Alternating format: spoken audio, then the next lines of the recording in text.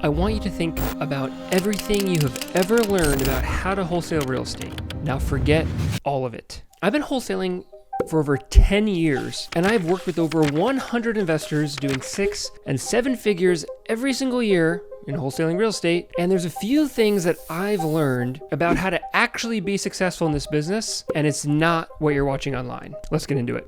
Number 1, if you can't get a deal, nothing else matters. All the stuff you learn online about setting up an LLC or comping properties or analyzing deals, none of it makes a difference if you don't have a deal. If you don't have a deal, you can't make money. Okay, well, you may be saying, Tim, well, what if I get a deal and I don't know what to do and I don't know how to talk to the seller and I don't know how to comp the property? There are people out there that can help you with that. Go to your local real estate investing network, find someone who you can partner up with on your first couple deals, and they will walk you through those steps. That's actually the easiest part of this business. Your ability to find a deal will be the only thing that will make or break your wholesaling business. Everything else is pretty easy. Now, I think you already know this, but maybe you're still learning everything else anyway. You wanna know why? It's because you're procrastinating. Because this business is hard. It's intimidating, I get it, but you need to face the reality, accept it, and then you can make a better plan moving forward. Spend your time wisely. Newbie alert, a common problem I see for most newbies is they do not know how to spend their time correctly. This video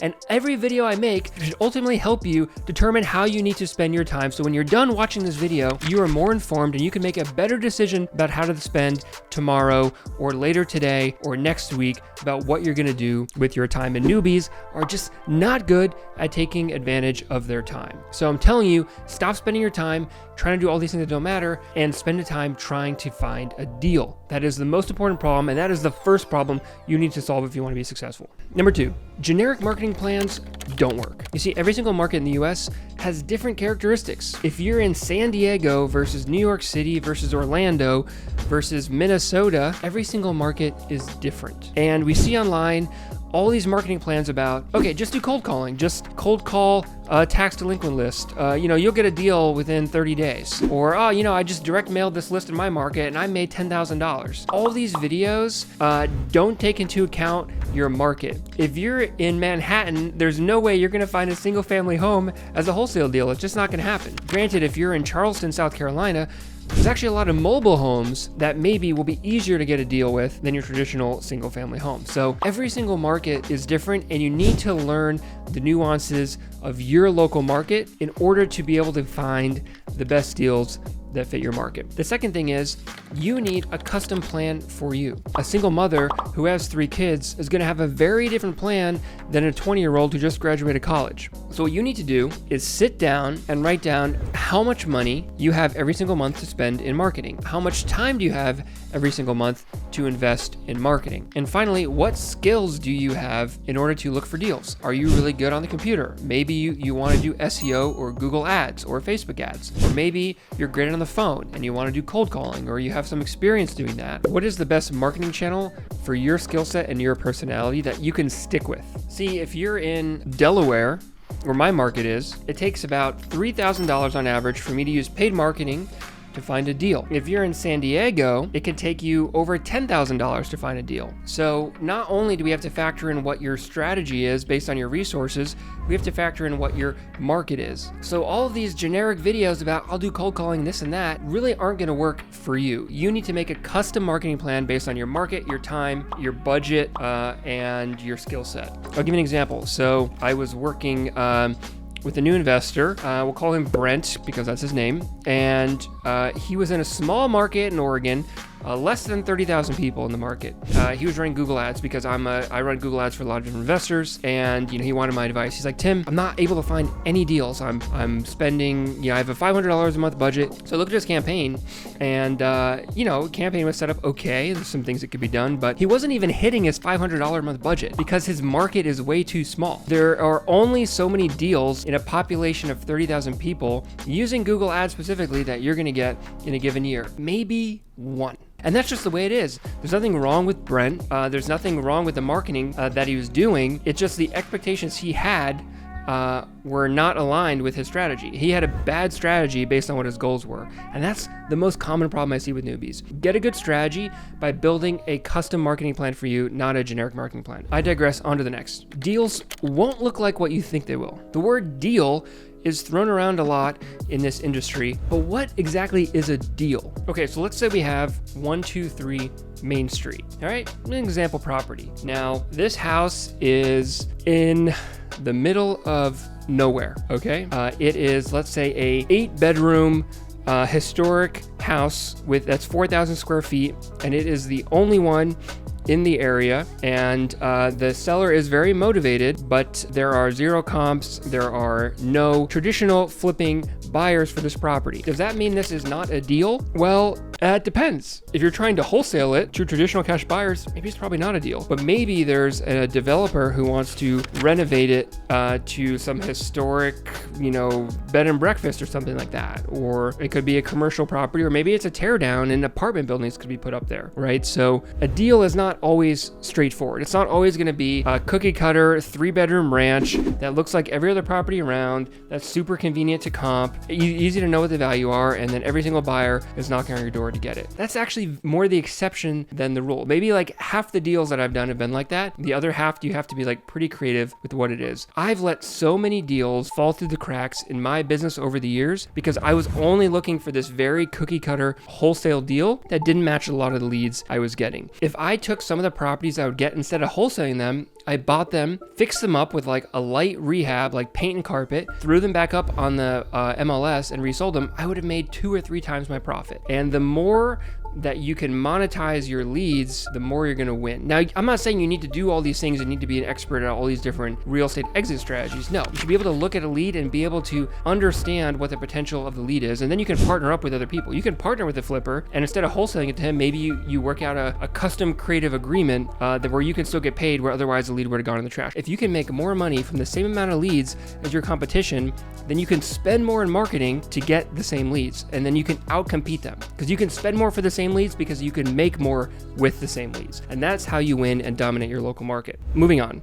Getting paid will take longer than you expect. That's just how it is. You see all these videos about close a deal within 30 days, deal in 2 weeks, deal in 60 days. That can happen, but it's the exception, not the rule. You see, the difficult thing about real estate, it's a very slow moving industry. On average, it can take 6 to 9 months to get your first deal. Why is that? Well, because you put money out for marketing. Maybe it takes a couple weeks for the direct mail to land. Maybe the people call you and they're just not quite ready to sell yet. Maybe the property is inherited and they have to go through the whole probate process with the government, which can take a year. There's just a whole bunch of different reasons. Or maybe they need 8 siblings to sign it, and getting 8 siblings who live in different states all across the country is kind of difficult to get them to all agree and sign the document. Things can just take time. And then you got the property, and then it has to go get title. Then it goes to closing. And if you're flipping the property, then it's another at least 3 months between you get to fix it up and then resell it and then get paid on top of that. So real estate, it takes a long time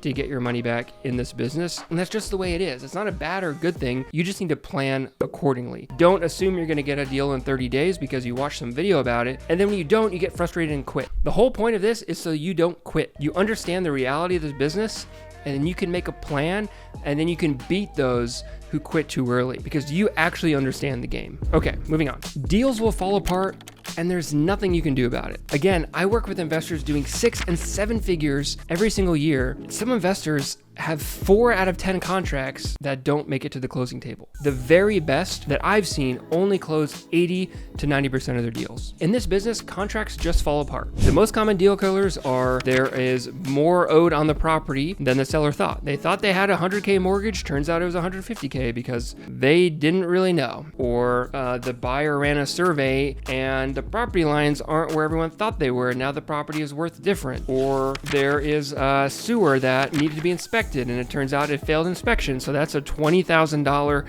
fix now. These things actually happen all the time. Contracts fall apart and there's nothing that you can do about it. There is no deal there. You put a ton of time into it and it completely falls apart. You just gotta swallow it like a champ and move on. Back when I was early in this business, when I would get a deal under contract and I would send everything over to the title company, I used to spend the money in my head before the deal closed. I'd be like, okay, I got this $20,000. I'm gonna go a really nice dinner. Now I can finally have 3 months of expenses saved and I don't have to worry about it, and I can put more money towards marketing. Yeah, and then the deal would fall apart. and I would be miserable.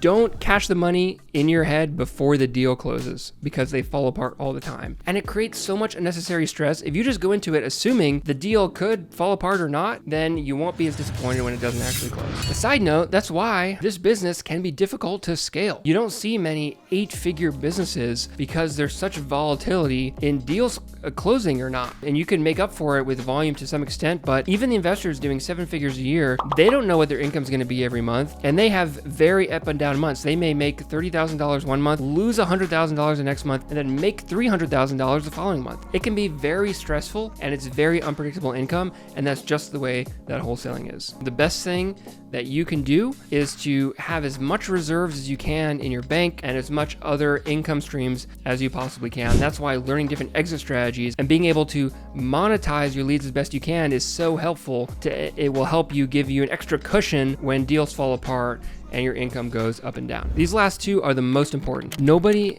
is going to save you. Every single point that I've made in this video has basically told you, think about what you need specifically in your life and your business. And a lot of the information out there is very generic. You see, the reason for this is it's like the YouTube algorithm dilemma, where if I'm putting out educational content, I want to get as many views as I possibly can on my videos. The way for me to get as many views as I possibly can is to appeal to as broad an audience as I possibly can. And how do I do that? Well, I provide very broad and generic advice. And that's why most of the videos that you see online, especially those that get a lot amount of views, are those with very generic advice that are almost so generic you can't actually do anything with the advice. It's like too broad and doesn't apply to you. And the problem is 99.9% of the content that you're gonna run into that's gonna be thrown and suggested to you by the algorithm is going to be content that isn't actually going to help you. It's not going to save you. Nobody is going to save you. That's why it's so important that you learn your custom market, that you have a custom marketing plan, that you have a clear understanding of when deals are going to close and when they're not going to close. This industry has been too accustomed to this generic one-size-fits-all advice, and all it does is cause you pain and false expectations, and frankly, causes you to have a bad plan that won't actually ever work for you because it's not designed for you. I want you to ingrain this idea into your brain right now. You already have what it takes to be successful. It's already inside of you. You don't need to watch another video. You already know what you like to do. You already know what you can do for months and months. You already have some connections that you've already made in this business. And if not, you know how to go make them already. You already know your local events. It's very easy to Google. Go there and you talk to people. You already have the resources around you to be successful. You just need to stop looking for someone else to give you a solution that isn't for you. You need to stop looking for anyone to save you, because you don't need to be saved. You already know what to do. When I was struggling for years trying to close my first deal, I remember the exact moment when my business turned around. I got so frustrated one day, I said in my head, fuck it. And I just started doing it. I said, no more am I gonna try to be perfect. Am I gonna try to learn how to comp everything and be a pro and master my market? I said, screw it. I'm just gonna go do it. Now go do you.